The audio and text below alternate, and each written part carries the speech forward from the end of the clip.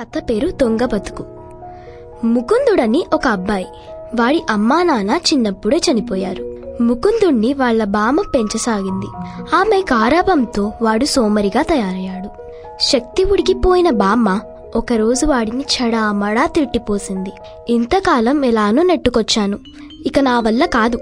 ఏ కూలో నాలో చేసి 4 రూకలు సంపాదిస్తే సరి, లేకపోతే పస్తే గతి అంటూ గట్టిగా మందలించింది.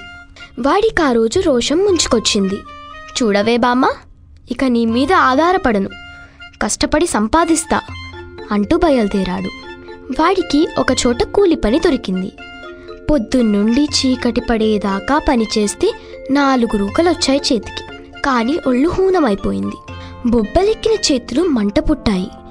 వాడికి విరక్తి పుట్టింది. ఛీ ఛీ, బతుకు, వెదవ బతుకు అనుకున్నాడు విసుగ్గా.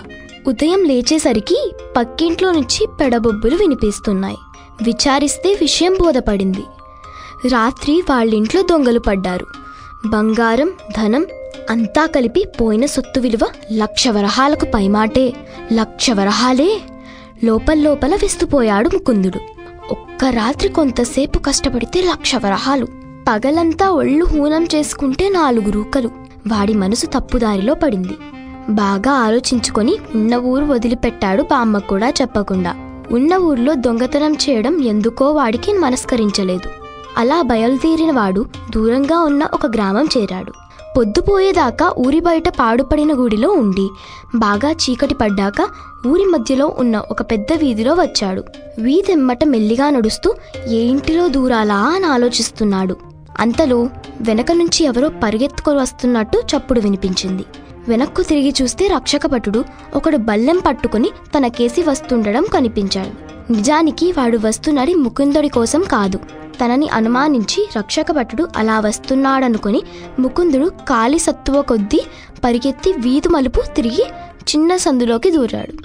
ఎండాకాలం అవడంతో చాలా మంది ఆరుబయట మంచాలు వేసుకొని పడుకొనున్నారు. అందులో ఒకడికి దాహం వేసి నీళ్లు తాగి వద్దామని ఇంట్లోకి వెళ్ళాడు. ఆ సమయంలో రక్షకభటుడి చూపును తప్పించుకోవాలని గాబరాలో ఉన్న ముకుందుడు చటుక్కున ఆ మంచం ఎక్కేసి ముసుగుతన్నాడు. రక్షకభటుడు అదే దారిలో తన హడావిడిలో తాను పరిగెత్తుకుంటూ వెళ్ళిపోయాడు. నీళ్లు తాగి ఇంట్లోంచి వచ్చిన పెద్ద మనిషికి తన పక్క మీద ఎవరో ముసుగు తన్ని పడుకొనుండడం కనిపించింది. అతని పెంపుడు కుక్క ఒక్కోసారి మంచం ఎక్కి పడుకుంటుంది. కర్రతో అదిలిస్తే పోతూ ఉంటుంది. అది అతనికి మామూలే, మరీ విడ్డూరం. మామూలుగా మంచం ఎక్కే కుక్క ఈరోజు ఏకంగా ముసుగు తన్నేసింది అనుకుంటూ అతడు పక్కనే ఉన్న కర్రతో 4 బాదులు బాదాడు. కుయ్యో మొర్రో అనుకుంటూ ముకుందుడు పక్క మీద నుంచి లేచి కాలి కొద్దీ పరిగెత్తి పాడుబడిన గుడి చేరాడు. నడుం విరిగినట్టు అనిపించి ముక్కుతూ మూలుగుతూ ఆ రోజు రాత్రంతా గడిపాడు. ఆ రోజు రాత్రికి ఒక చిన్న గడ్డపార తీసుకొని బయలుదేరారు. ఒక ఇంటి వెనుకకు చేరి గోడకు కన్నం వేయడం ప్రారంభించాడు. అదే సమయానికి ఇంటి యజమానికి మెలకువ వచ్చింది. శబ్దం వస్తున్న గోడవైపు చూస్తే ఎవరో అవతలి తలుపు నుంచి కన్నం పెడుతున్నారని అతనికి అర్థమైంది.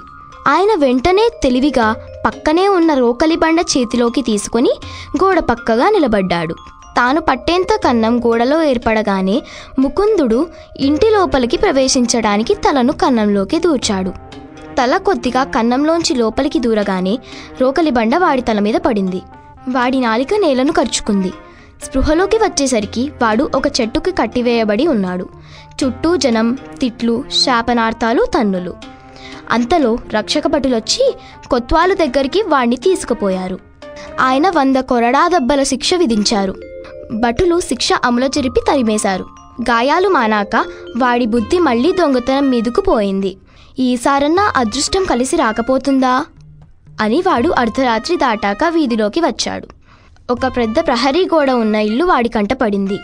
ప్రహరీ గోడ ఎక్కి ఒక్క ఉదుటున కిందకు దూకాడు. కింద పడడంతో మెత్తగా తన బురదలోకి కూరుకుపోతున్నాడు.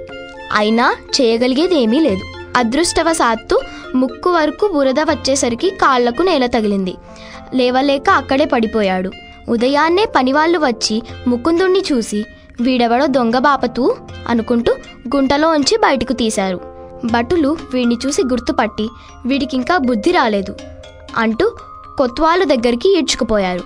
కొత్వాలు విచారించి 1 నెల రోజులు కఠిన కారాగార శిక్ష విధించారు. 1 నెల రోజులు ఆ శిక్ష అనుభవించాక ముకుందుడిలో మార్పు వచ్చింది. తన ఆలోచనల మీద తనకి రోత కలిగింది. కూలి చేసి 4 రూకలు సంపాదించిన రోజే తృప్తి కలిగింది.